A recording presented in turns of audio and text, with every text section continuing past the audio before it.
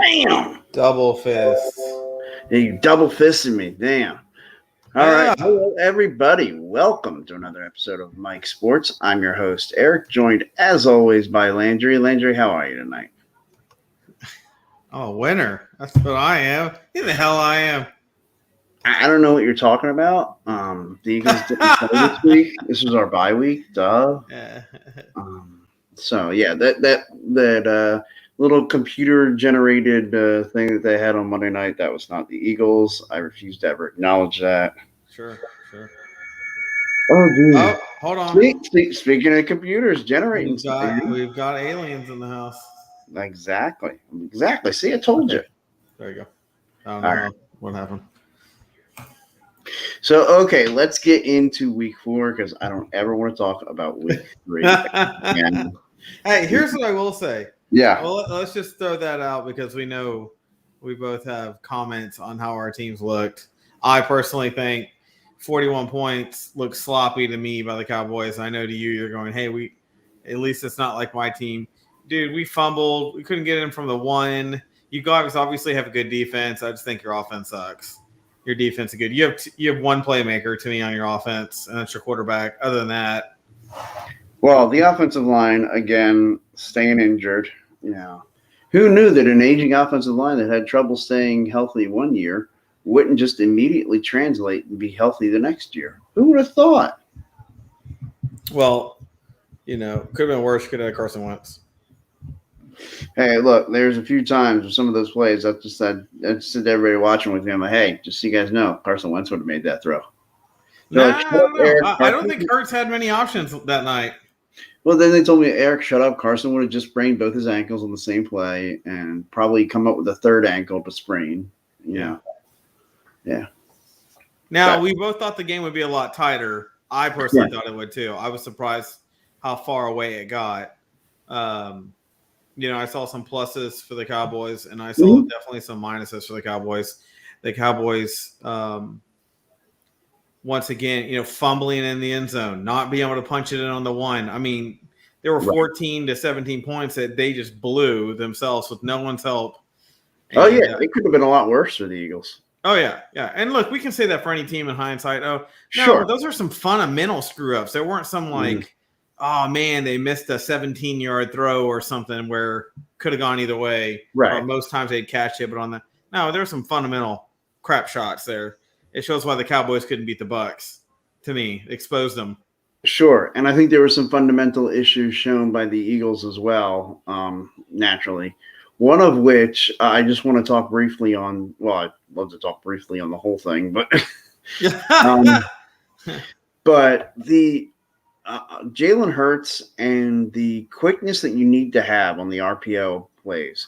It seems to be there's a hesitation that goes on because, if you're going to throw a pass on an RPO play, it has to be out quick.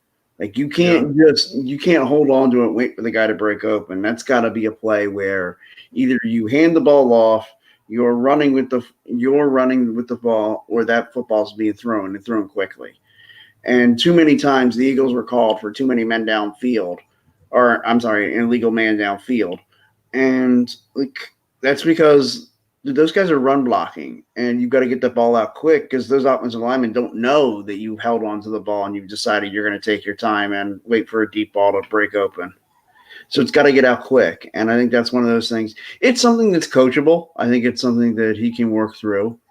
That was one thing that troubled me. Now, the other thing that may not be coachable is this was 2 weeks in a row. I've noticed several occasions where he came up short on deep throws, and that makes me question, is arm strength an issue? And that's a problem if that is an issue, because that's not coachable. It's genetics. Either you have it or you don't. Right. So you might be on something there. I personally, because I don't watch the Eagles, obviously it's close issue. I didn't notice that. I didn't know if it's, I wasn't sitting there going, oh, I saw that last week too in him. So that's a problem. So yeah, you might be on something there.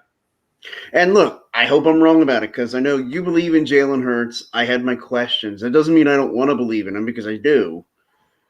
So we'll just see how that grows. I mean, look, if it's a case he just had a couple bad weeks, he didn't, get into his throws the way he wanted to, and he comes out this week and he's able to throw the deep ball, then great. Then we can put that issue to bed. But it's something we're going to have to see as the season goes on. Yeah, I think that's fair because, at the same time, I said Jalen Hurts is a good quarterback. You guys should have a little faith in him. Why not? I never said he was a franchise quarterback. Sure. And because that's yet to be seen, I'm never going to say someone's franchise quarterback until they've been in the league about 4 years, and I know they're legit. Right, and they've proven it. Yeah. Yeah, I mean, look, I was hard on Dak for a long time. I wasn't a big believer Dak was the guy yet.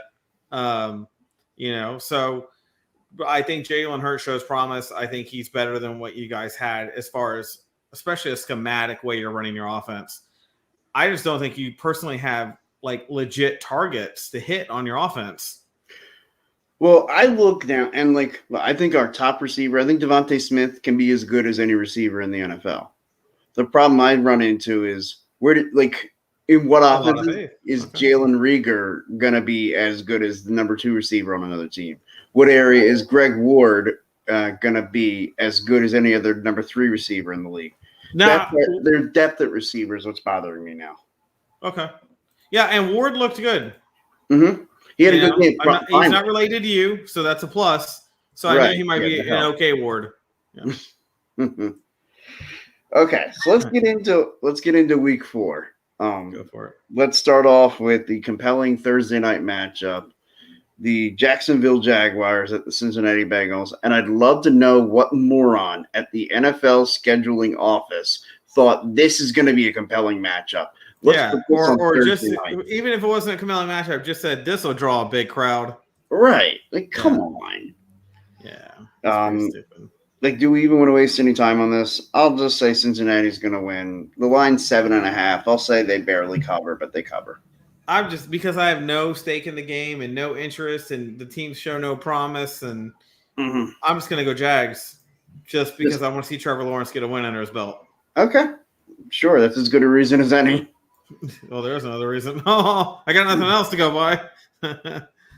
All right. The Tennessee Titans head to New York to play the New York Jets. To me, this just screams blowout city. Yeah.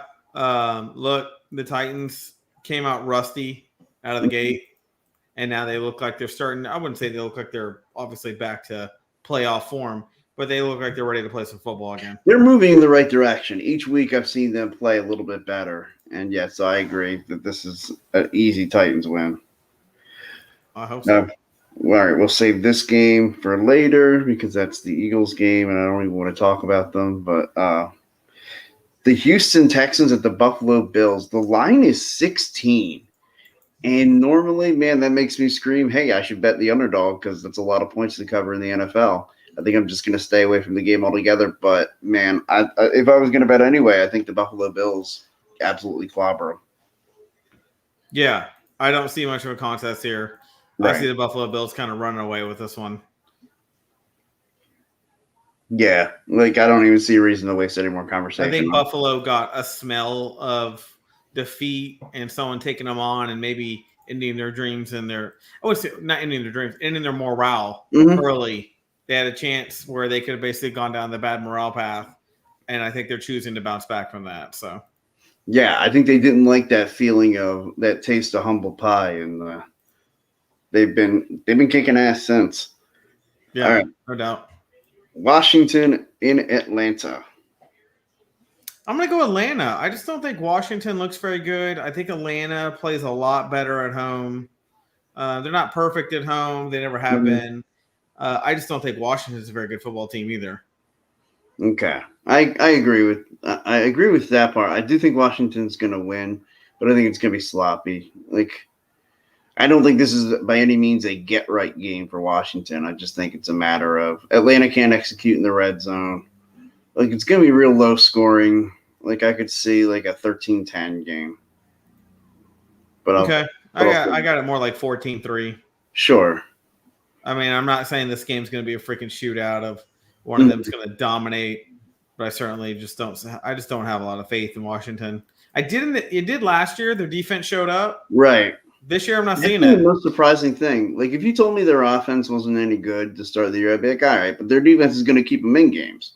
And their defense hasn't been doing that. Yeah. All right. Cleveland in Minnesota. Cleveland only giving 2, which I got suckered into the line this past week with Seattle only giving 2 to Minnesota. I think I'm going to get sucked in again. I'll take Cleveland. I'm going to go Cleveland. Yeah. And not by a big margin here because I think the Vikings are in that fight or flight mode right now after the beatdowns they've been taking. So I think they're going to put up a pretty good fight.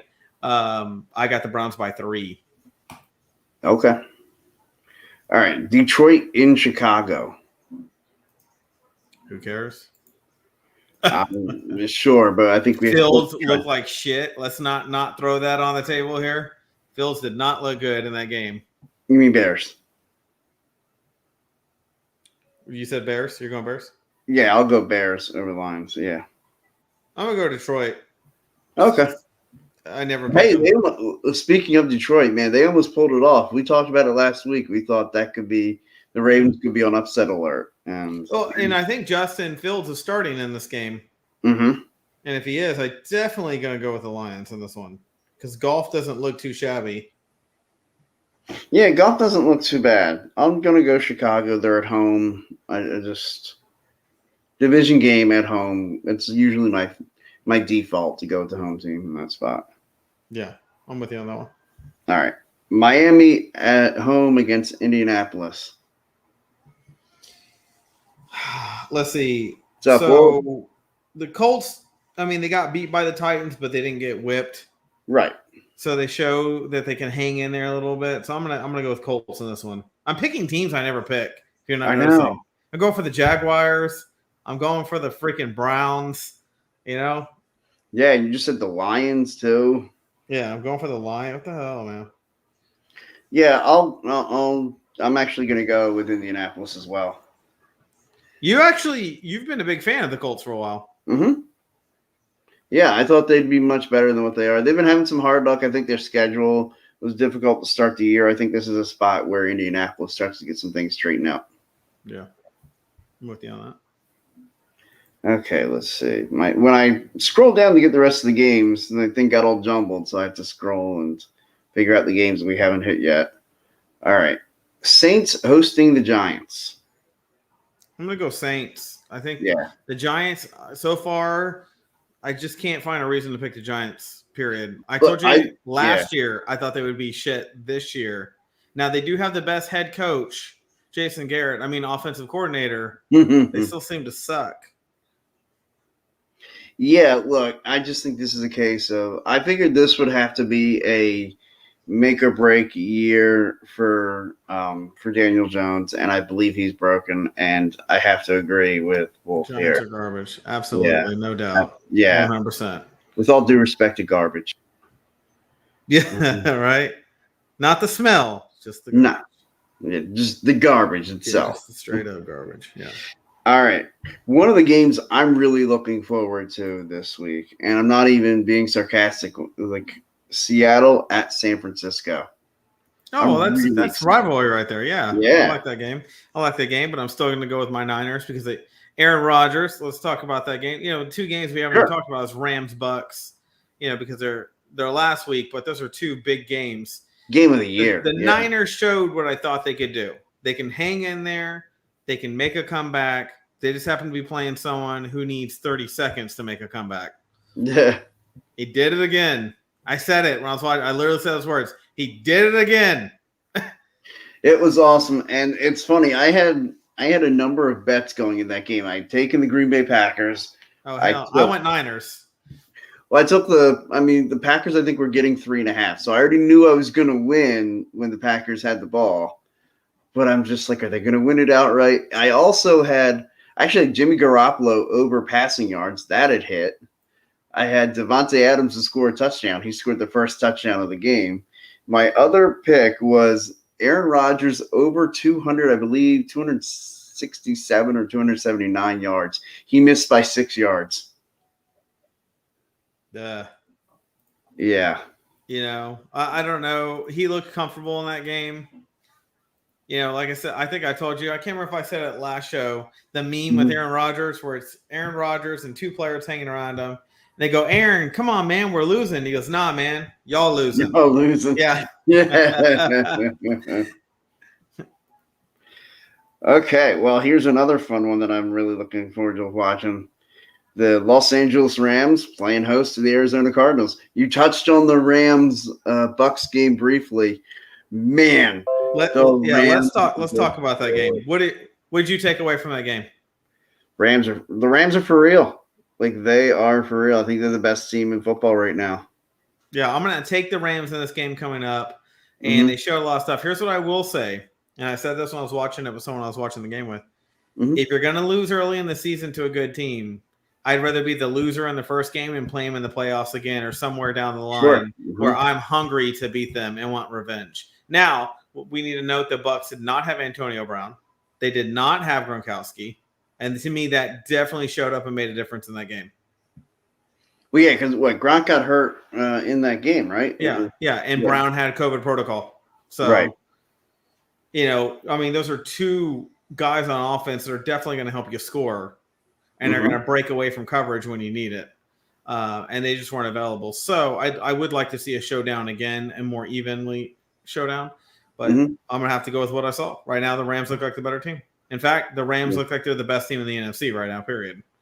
Yeah, I agree. I think right now they look like the best team in all of football. I don't know, man. I think people are underestimating the Ravens. I think the Ravens look pretty good over there in the AFC. Oh, the Ravens look very good. Yeah, I don't mean to disrespect. I would root for the Rams. I'm always usually going to root for NFC over AFC anyways. But, we obviously we'll get to the Chiefs here in a second. But to me, the Ravens are kind of flying on the radar a little bit. They're that good, but they're not getting the recognition. Well, you just talked about this other team a few minutes ago, talking about Aaron Rodgers and the Green Bay Packers. They're hosting the Pittsburgh Steelers on Sunday, 4:25 matchup. I think this is, it's tough luck for the Steelers. They're getting these teams as they're kind of peaking right now. And I think this is another case in point. I think Green Bay Packers whoop up on the Steelers. Oh, yeah. Look, the Steelers got punked by the Bengals. Yeah. That was not a good sign. I really think what we're starting to see now is the decline of Ben Roethlisberger. That's what I'm seeing when I watch them. I agree. It's showing now. This needs to be his last year. Yeah, I agree. And how about this surprise 3-0 team that I want to talk about now? The Denver Broncos hosting the Baltimore Ravens. I said I thought the Denver Broncos would be a good team this year. You did. And I kind of scoffed at you, kind of like the way you scoffed at me over the Buffalo Bills last year. Yeah. Now, I'm not saying freaking Broncos Super Bowl favorites or whatnot. I just think they have actually a decent built team. To me, the Denver Broncos are what kind of the Cardinals are to you. Yeah. I wouldn't say they're Buffalo Bill territory, but I think they're as good as, say, the Cardinals. Sure. Okay.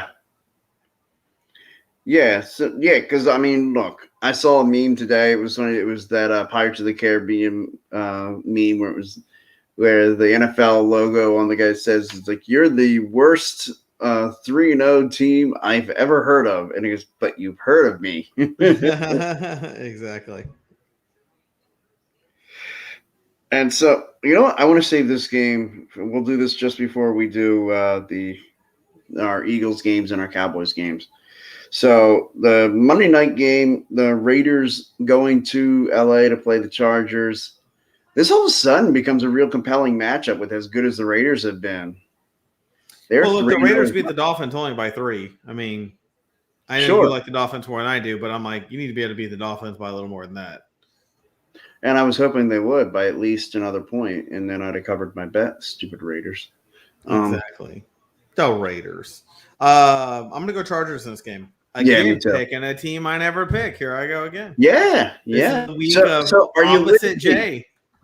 Are you with me? Are you in Los Angeles Superchargers? Nope, not feeling that. I just think they're going to win. Just saying. You went too far. Where did I lose you? Was it when I started singing? No. When you started talking. All right, here we go. All right. So now I got to talk about. Well, we've got to talk about the best matchup, maybe the most anticipated matchup on Sunday Night Football in God, at least the last 10 years. Oh yeah. The New England Patriots playing host to the Tampa Bay Buccaneers. Tom Brady's return to New England. I was going to try to play it up and just be like the big anticipated return. Antonio Brown back to play against the Patriots. Hey, there's the Tom Brady story too. Yeah. I sent Eric an article today written on ESPN about the guy who wrote the book on the rift between Belichick, Kraft, and actually, let me get that book. That's on my list of things. And it's actually a really good little article to give you some insight what was going on there. Mm-hmm. Robert Kraft called Bill Belichick. Basically, he's in Denver with a bunch of elitists. And he's like, he told a guy right before he left the party, man, I'm amongst all these intelligent people and loving it here. Now I got to fly to be at my game with my asshole coach. I mean, so Eric, I don't know if you got through the article, but he said things like that in that article. Wow. It's very interesting to go read that. They both feel like they made a mistake. Or I'm sorry, Bill Belichick, when Tom was told he wasn't going to be coming back, Tom requested to meet Bill Belichick in person and tell him goodbye in person. Mm-hmm. And Bill Belichick said, no, a phone call will do. Ooh. Now, I did see in Bill Belichick's press conference today, he addressed that and said that was absolutely not true. That he would have been willing to meet with Tom Brady. He didn't say whether or not he did. Show me the proof. Yeah. Because I think Bill Belichick holds his cards close to his chest. I think even if something would sink him a little bit, he'd be saying it. But, that boat sailed, obviously. But it's interesting. One of the things that Tom Brady told some of the players in the locker room during the last couple of games is, I'm looking forward to having another coach. I mean, so Tom Brady doesn't say those things if things are going well. He doesn't say those things if, even though he doesn't like you, you're still respectful. He says them because he's feeling some kind of sense of disrespect from you. Well, okay. And when I say this, I don't because the terms I'm about to use could be perceived as insulting towards. Hold on. Let me watch the film of your practice before you. Okay, go sure. ahead. But I actually don't mean any disrespect when I say this. An egocentric and very self-centered and kind of entitled quarterback has bad feelings about an egocentric, self-centered coach. I mean, to me, that doesn't seem far-fetched.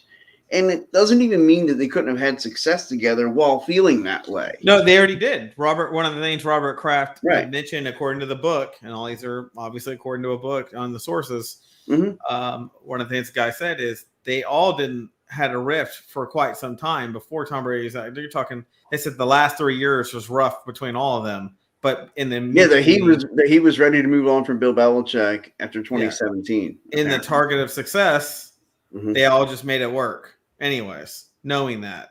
But here's what I will say: the difference is to counter your statement that you just said. There are a lot of people who have walked away from Bill Belichick or even been with the Patriots, been successful, moved on in their own right without any push out or anything, and had negative things to say about Bill Belichick. There are not a lot of guys who have been around Tom Brady and walked away from Tom Brady and have something negative to say about Tom Brady. And there have been some egocentric guys who could have very easily been like, F that dude. He didn't throw me the ball enough. Like, none of those dudes walk away saying that about him. Okay, when you sometimes you leave a job and say you go to work for another company, do you usually rip the coworker who is supposedly an equal, even if he's seen as maybe a little bit higher than you, a higher priority because maybe he's better at his position or in a higher position, or do you rip the boss? Typically, you'd rip the boss. Sure. I'm not saying that you don't have any merit in what you're saying. Mm-hmm. I'm saying the body of proof that I do have factually to work with says that there seems to be more of a rift.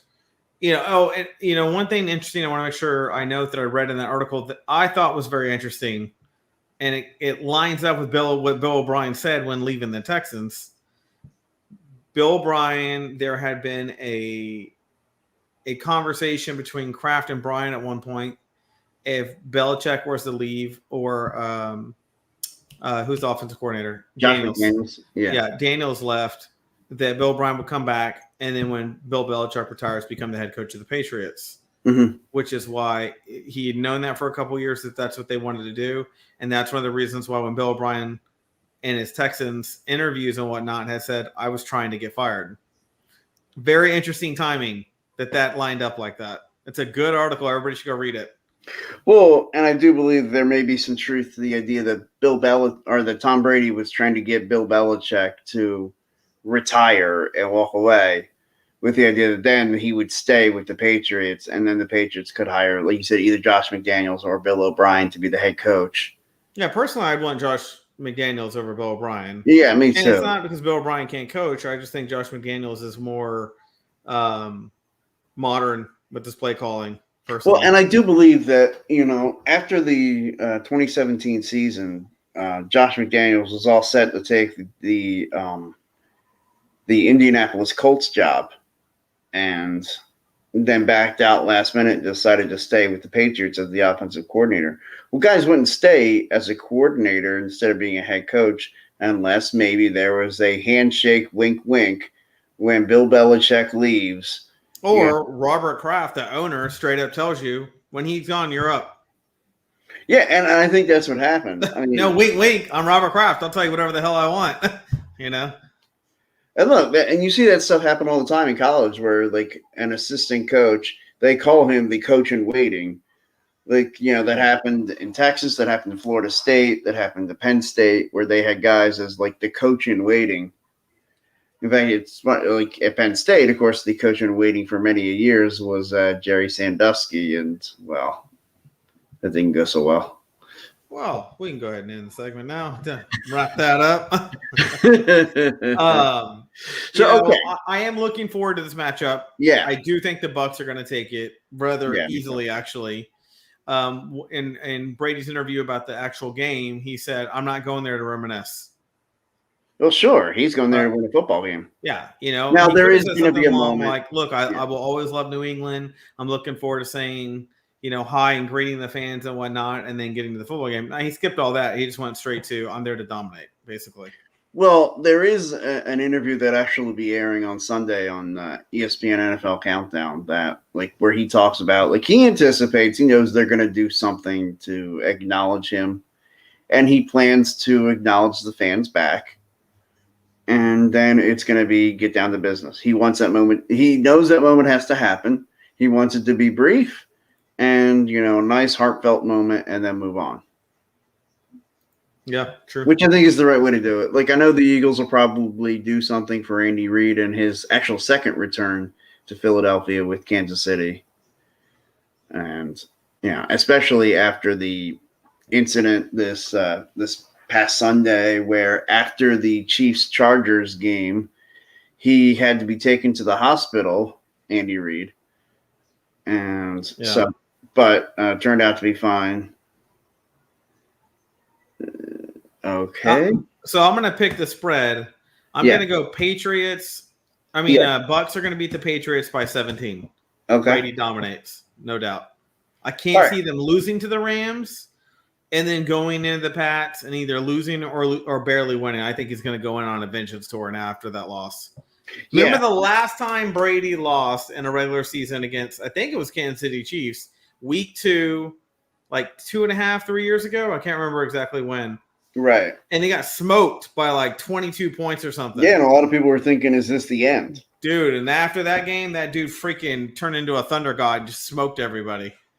Oh, I definitely think there's a chance of that too, that Tom Brady goes on that kind of roll. That's what I said. I think we're about month or so. I would not want to be the Rams in the second round now because I'd be like, now they're hungry, now they're pissed.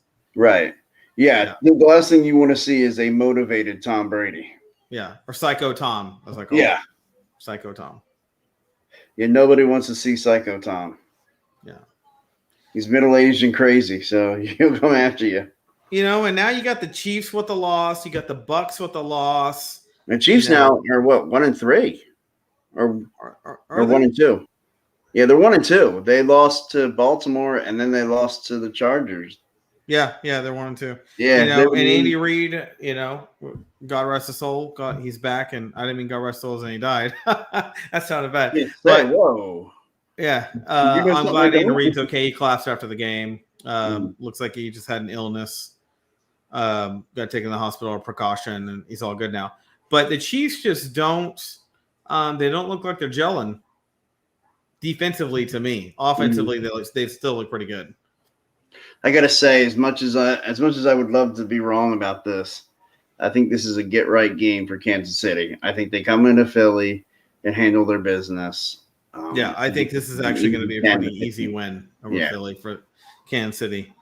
Basically, Andy Reid's going to come in, tell you guys, you don't have a gel cell anymore. You're weak. You got rid of the one thing that made me respect you. And you booed Santa Claus and Michael Irvin, and now I'm going to take you down.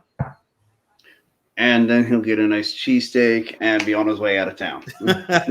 Exactly.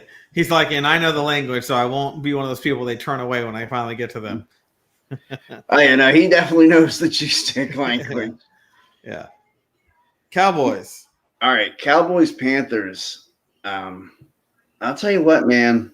And this isn't me throwing hate at the Dallas Cowboys. Dude, the Carolina Panthers just look good. Yeah. They're playing solid football. Yeah. Now, let's note, McCaffrey likely out for this game. Sure. That does make a difference to me. Absolutely, that makes a difference. I would have picked the Cowboys anyways because I think Cowboys are still a better team. But I think this actually gives them the edge where now I think they're definitely going to win without McCaffrey. McCaffrey is all-purpose catching midfield yards and whatnot, really does a ding on most teams. Now that won't even be there. Or it could be. Who knows? A guy could step up. Don't know. Yeah, Chuba Hubbard is going to be getting the bulk of the carries for Carolina now. And look, if he steps up and plays well, I'm predicting a Carolina win just because I think that defense is playing well. And just the historical thing of after you win on Monday Night Football, historically you come out and have a tougher performance in six days later. And I think Carolina has only allowed 14 points or fewer in each game this season. No one scored more than 14 on them. I do think Dallas is going to score more than 14. I do too. I think that's a stat that should be noted. It shows their defense is stepped up. Absolutely. Yeah, their defense has been on fire. And I don't know if you want to know this because you're not a Cowboys fan, but our defense is drastically better than it was last year. Absolutely. And I give that Dan Quinn coaching our defense. Yeah, I was about to say, I think that's all because of Quinn on defense. Yeah.